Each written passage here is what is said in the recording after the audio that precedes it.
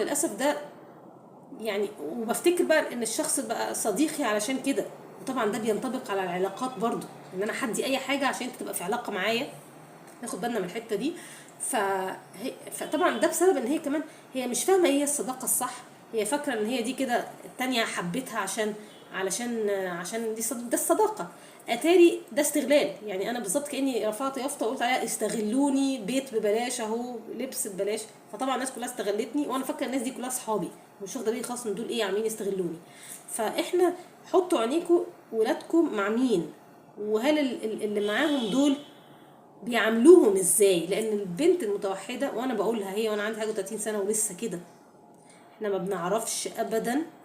بنعرف في الاخر، المعالجه بطيئه، بنعرف في الاخر ده يعني بعد ما نكون اخدنا على قفانا ان احنا تم استغلالنا. ودي ممكن تبقى جوازه كامله تم استغلالك فيها، صحوبيه، اصدقاء، فلوسك. فما تحسش انك